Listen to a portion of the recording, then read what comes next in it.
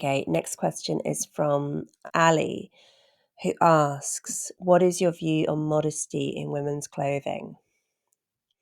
Okay, I think that young women have no idea what they're doing when they go out the house dressed in very, very revealing clothing. And I think bless them for not knowing that. And it's a precious thing, that kind of youthful innocence. But I think that parents have a duty to not let them do that because they don't know what they're doing. I've mentioned this before, I think, in another interview, but it's not uncommon to see girls going to school near where we live who are wearing skirts that are so short that if they're going up the stairs in front of you, you can see absolutely everything, right? And these poor girls, I mean, I remember having this experience when I was their age, getting so much sexual harassment to and from school. I'd say the peak, the most sexual harassment I've ever experienced in my life was when I was 15, 16, 17. Right now, at the grand old age of 32, I very rarely receive sexual harassment, right? And it's because, I mean, that peak of sexual harassment victimization is also the peak of sexual assault victimization. It's also the age range that porn stars try often to look like they inhabit.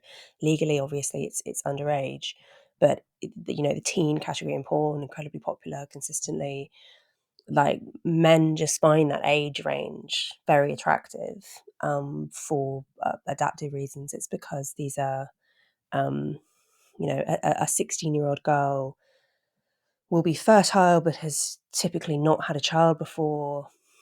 You can see why men would have been particularly attracted to women in that age range, that they could kind of secure them right at this point, at the beginning of their reproductive lives.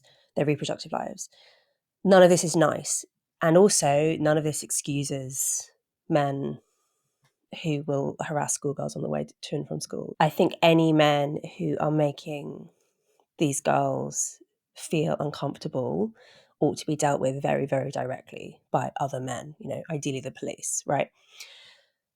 Realistically, though, right, if I'm the mother of a teenage girl, I don't have much power to control these many, many unknown men who are out there who are likely to leer at my daughter, who, bless her, the reason that girls wear short skirts to school or other revealing clothes of any kind is because they want to attract some men, right? They want to, or the boys, right? They want to attract boys their own age or slightly older who they fancy.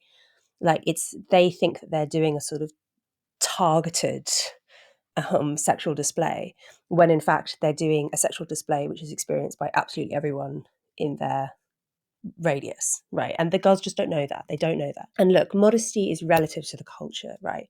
So in our culture right now, showing even up to sort of showing your knees, showing your elbows, showing your collarbones, showing your hair, that doesn't register as being immodest, right? Because we have a sort of set boundary of what's considered to be normal. And then this is like the point, okay, of wearing exposing clothing. It's to deliberately send a signal, which is saying I'm wearing less than is normally considered to be socially acceptable because, I'm trying to be sexy, because I'm being daring or whatever. In other cultures that, they like, I don't know, the rectangle of space that you use to sort of conceal your body is going to be larger and smaller and like cover different bits. It's not considered sexually provocative in 21st century West to show your hair. It is considered sexually provocative to show your hair in Afghanistan and a whole host of other places, And I think that's terrible. I mean, one of the reasons why very, very strict modesty codes are bad is because they're just horribly impractical. If you're wearing face coverings and things, you're hot, you can't drink in public, you can't properly communicate with people because they can't see your face. There are some practical advantages to wearing hair coverings, and bearing in mind, obviously, it's now associated with Islam. Historically in the West, women wore hair coverings for a whole bunch of reasons, not least because it stops your hair getting dirty if you're doing dirty work, and if people are not routinely washing their hair frequently and things like that. Right? So there's a whole load of practical considerations. I don't want us to become the kind of culture where modesty expectations are so strict that women are like physically hampered by them. Not at all.